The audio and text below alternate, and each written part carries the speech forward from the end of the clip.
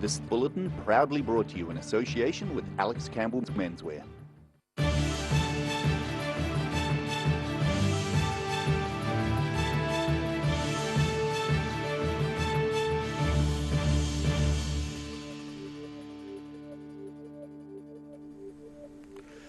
Kia ora, good evening. Welcome to the South Today. I'm Daryl Baser. With the nation being in lockdown following a growing number of people with COVID-19 in Auckland and Wellington, we're again operating as an essential media service on a skeleton crew and bringing you occasionally shorter news bulletins while we're at level 4 lockdown. This afternoon, there are 35 new people who've tested positive for COVID-19 in Aotearoa, New Zealand. None in the South Island. Giving the nation an update from 4 p.m. this afternoon, the Prime Minister told New Zealand of the COVID alert level changes. The nation is set to remain at alert level 4. Prime Minister Jacinda Ardern and Director General of Health Dr Ashley Bloomfield fronted a press conference at 4 p.m. this afternoon announcing changes to alert levels. The rest of New Zealand remains at alert level 4 until midnight this Friday, while Auckland stays locked down until the end of August. The Ministry of Health has announced 35 new cases of COVID-19 in the community, made up of 33 in Auckland and 2 in Wellington, bringing the total in this outbreak to 107. There are still no cases in the South Island. The Ministry of Health says 35,800 doses of the COVID-19 vaccine were delivered nationally. This is made up of 26,835 doses, first doses, and nearly 9,000 second doses. More than 2.78 million doses of the vaccine have been administered as of noon yesterday. The Springboks are no longer due to play the All Blacks in Dunedin next month. The decision being made following advice from the government due to COVID-19 travel restrictions. The team were set to play in Dunedin in a month's time. Instead, the city is expected to take a hit of about $15 million in spending by visiting fans. The currently mothballed Scenic Hotel on Princes Street was set to open especially for the match, with all available rooms booked out. Forsyth Bar Stadium had been full, with all 29,000 seats booked out for the match. Ticket holders for the Dunedin game are expected to receive a full refund and will be contacted by Ticketek. A large-scale COVID-19 vaccination clinic has been opened in Dunedin. However, there's a difference to most clinics in that it's a drive-through designed to provide vaccinations for whole carloads of families as they turn up. Friday saw a new anti-COVID-19 initiative begin with a drive-through vaccination clinic at Dunedin's Edgar Centre.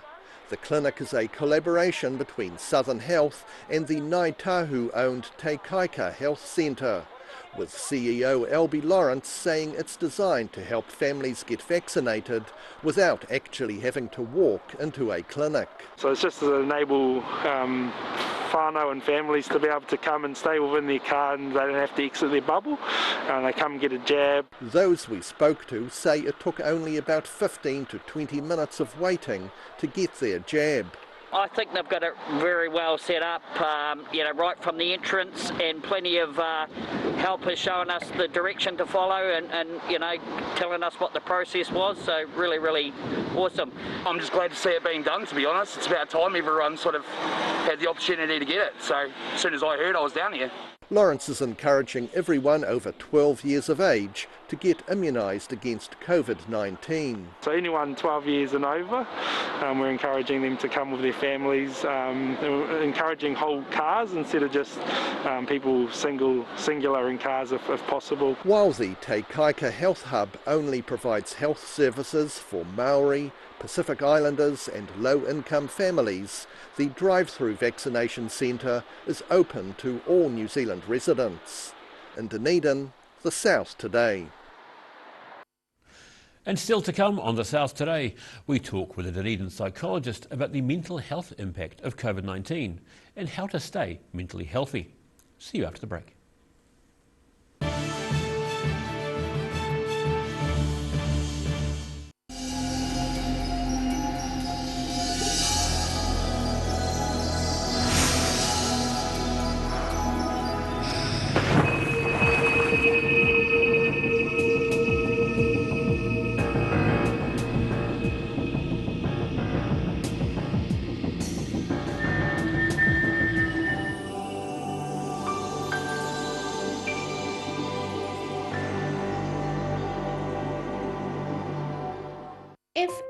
at risk of developing melanoma skin cancer, you owe it to yourself to have a mole map. Mole map is coming to your area. Phone today to make an appointment. It could save your life. Hi, it's Lindsay here from Alex Campbell Menswear. We have a massive manufacturer's clearance plus. There's liquidated stock from our suppliers. For example, we have cotton casual trousers from 1990, dress trousers from 1990, merino zip pullovers, fashion shirts, warm winter shirts, jackets. There's a great deal on overcoats, blazers and suits. Come and check out our jeans. We're known for our jean selection. Alex Campbell Menswear, it fits. Come in and see the massive manufacturer's clearance at Alex Campbell Menswear. A poorly maintained heat pump can lose up to 35% of its output. The Mr. Heat Pump Cleaner team are experts. Their specially developed chemical wash is totally biodegradable. Call Mr. Heat Pump Cleaner and get the job done by the professionals. Be sure to tune in to Football Chat every week, where we chat about local football fixtures, results and everything else that's happening in the local game.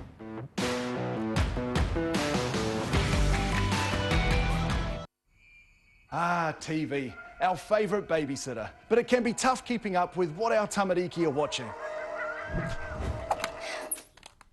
Luckily, the Broadcasting Standards Authority has made some smart changes to the classification labels. Ooh! Plus changes to the time of day certain rated shows will air, and awesome new parental lock features, meaning your babysitter's job is safe. Find out more at safeviewing.co.nz.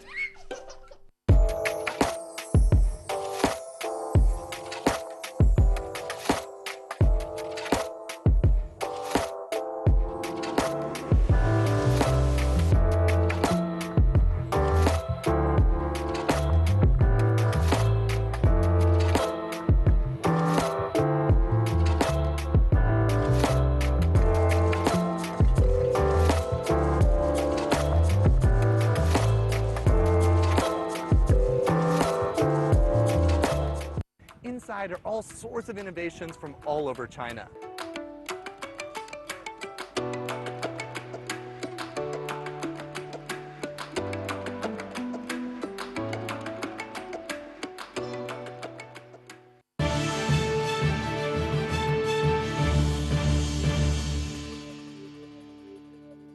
Welcome back.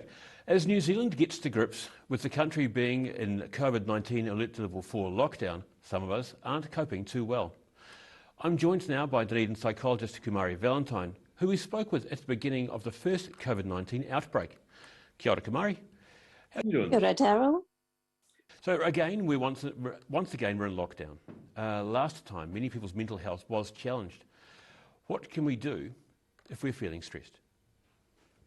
I think that this time round, thanks to the last lockdown, we have a tremendous variety of resources. I'll talk about them in a moment, but I just want to really emphasize that keeping one's expectations low is paramount to getting through better. The Mental Health Foundation have reminded us about their 5 ways to well-being, which include connecting with others, taking notice of those things around us, being as active as possible, keeping on learning, and spending time in nature. Good, solid advice. Many people are separated in different bubbles. How can we make sure our friends in other bubbles are okay? It's very hard to work out whether somebody is okay, even when you're face to face. The most direct way might simply be to ask people whether they are okay or whether they're struggling in any way. If you have concerns about people, engaging in some form of conversation is useful, and then you can ask directly or indirectly about how people are doing. So please keep in contact with the people, especially those people that you think might be more vulnerable to the effects of being alone. That leads me on to my next question quite well. How about people who are on their own? What advice would you have for them? I thought it was fantastic that we had the advice from our Prime Minister about combining bubbles. And for people who are on their own, I would really encourage people to reach out and connect with other bubbles where possible and where it's safe, but also to reach out over social media to online groups that might already be existing or might be starting up. For example, the deaf community has started up an online space to allow other users a chance to connect. That's brilliant. These times like this can put a strain on relationships, where some people are at home more than they usually are. What would you suggest those in close relationships do? That's very tricky, and I absolutely agree. We have concerns about, on the more extreme side, that domestic violence can be increased when people are in close proximity to one another, and where there are ongoing issues. So if you are in danger or you think somebody else is, it's very important to call 111 or to make contact with your local police. If it is not at that level of violence, and perhaps people are struggling with arguments and stress, I think primarily finding some space for oneself is important before trying to have a conversation or solve anything online. There are also therapists who are currently working online and able to offer sessions by Zoom, and that might be an option that people look into. Also, what would your advice be for people who have loved ones or significant others locked down in different cities? What would your tips be for them? I think that we're very fortunate to have a wide range of technology now available that allows us to connect in ways that we wouldn't have been able to previously. And so I would encourage people to use things like social media, video calling, messaging, and maybe even old-fashioned writing of letters, even though there might be some delay in the time it might take to get to a loved one. What advice would you have for parents of, say, teenage kids in a world with constantly changing advice?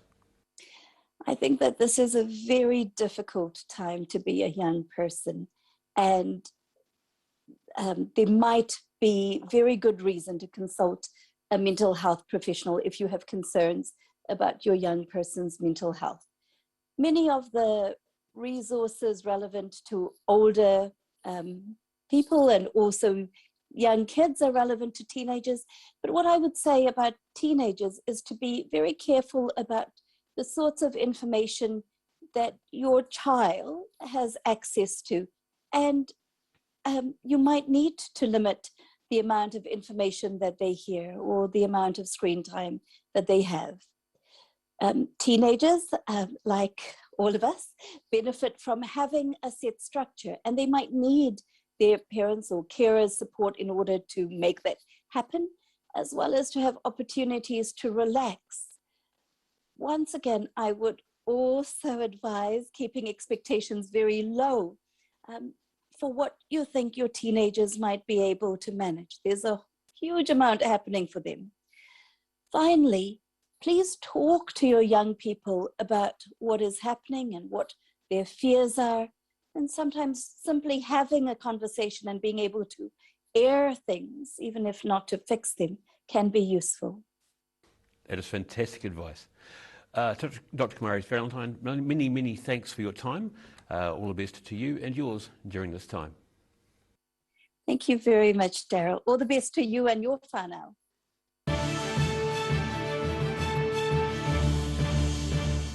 Inside are all sorts of innovations from all over China.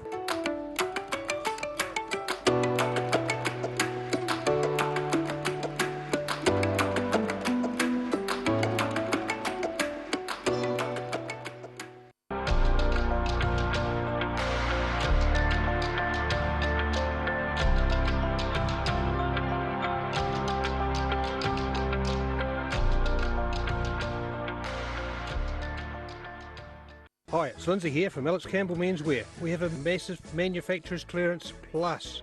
There's liquidated stock from our suppliers. For example, we have cotton casual trousers from 1990, dress trousers from 1990, merino zip pullovers, fashion shirts, warm winter shirts, jackets. There's a great deal on overcoats, blazers and suits, come and check out our jeans. We're known for our jean selection. Alex Campbell Menswear, it fits. Come in and see the massive manufacturer's clearance at Alex Campbell Menswear.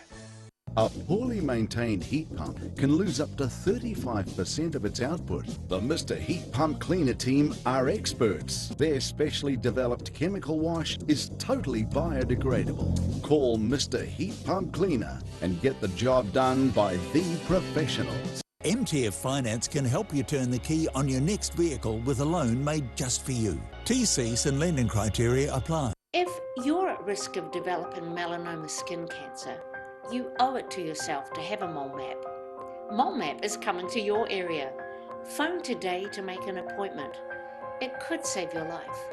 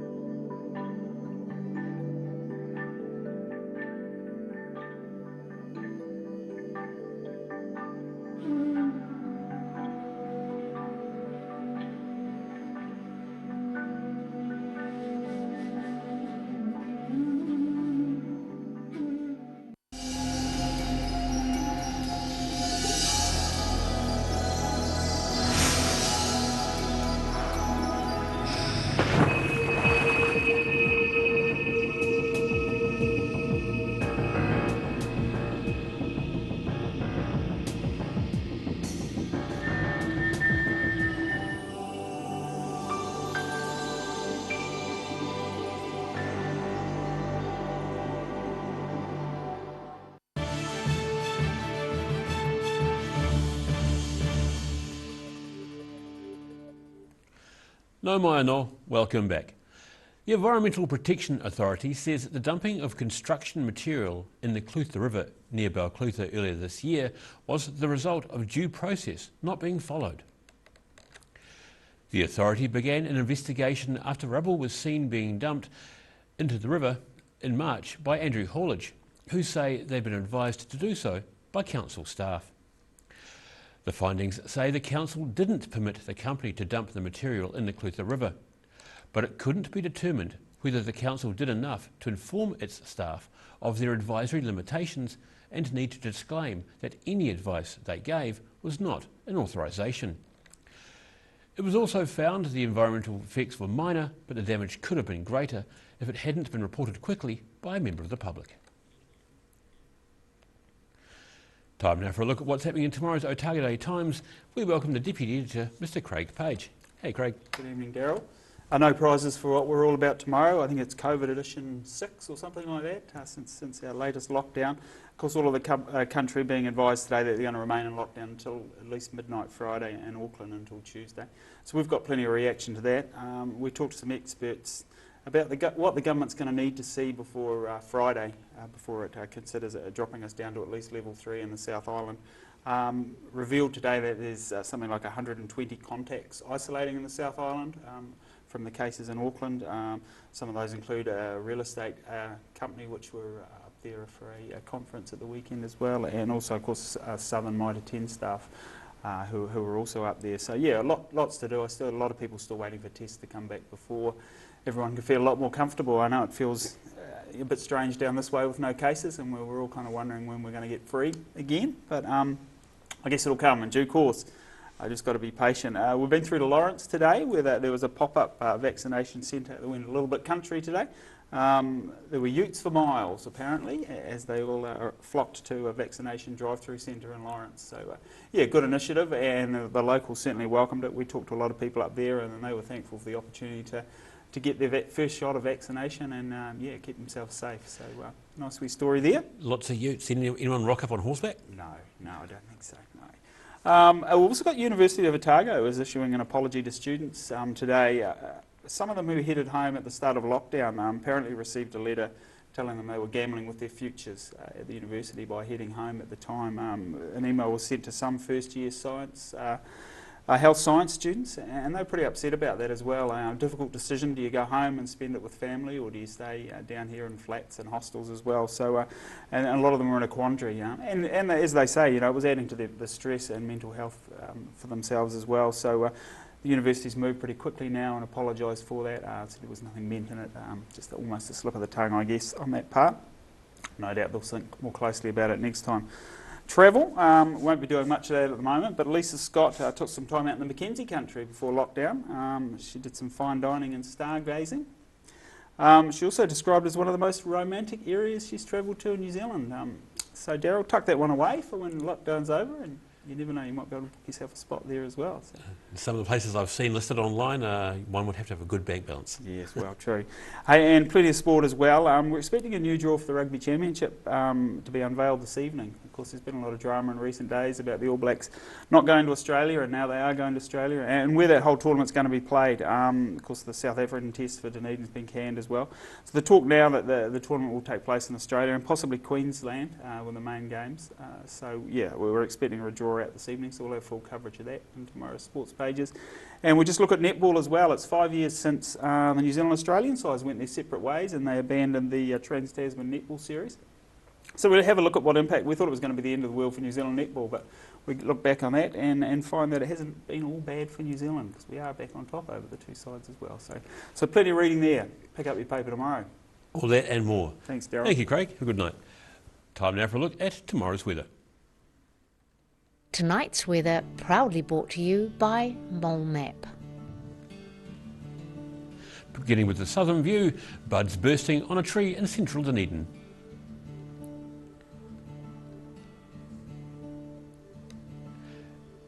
And having a look at the southern region, fresh northeasterlies, high cloud and mild temperatures across this region. The Cathlarines heads for 18, Balclusa heads for 17, while Lumsden and Gore should reach 16.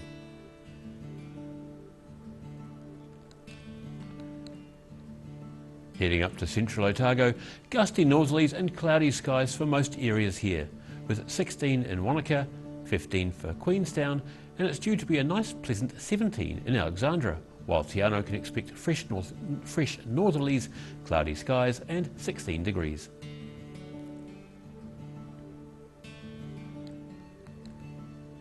To the northern towns, expect clear skies and a warm day on the coast. Timaru and Oamaru both heading for 20. While there'll be a bit of a cloud about inland, with 17 degrees for Twizel and 16 in Omarama.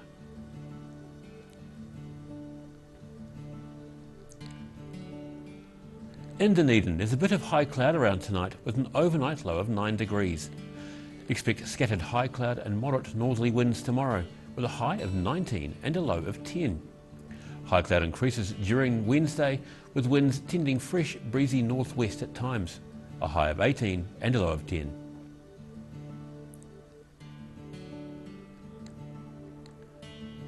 And in Invercargill, cloudy tonight with fresh northwesterlies and an overnight low of 9 degrees. Strong gusty northwest winds tomorrow with mostly cloudy skies. Expect a few light showers at times. You're looking at a high of 16 and a low of 10. Similar weather on Wednesday, but more persistent rain developing during the day. A high of 15 and a low of 9. And that's all from the South Today team for this Monday. For the latest news from the southern region, head online to odt.co.nz and follow Channel 39 on Facebook and YouTube, remembering to like and subscribe our social media channels. Stay tuned for today's COVID-19 announcement from the government. Stay safe and make time to stretch your legs.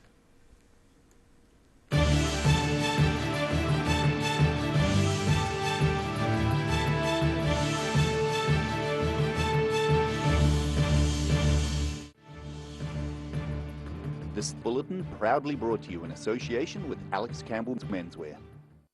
Supporting local content so you can see more of New Zealand on air.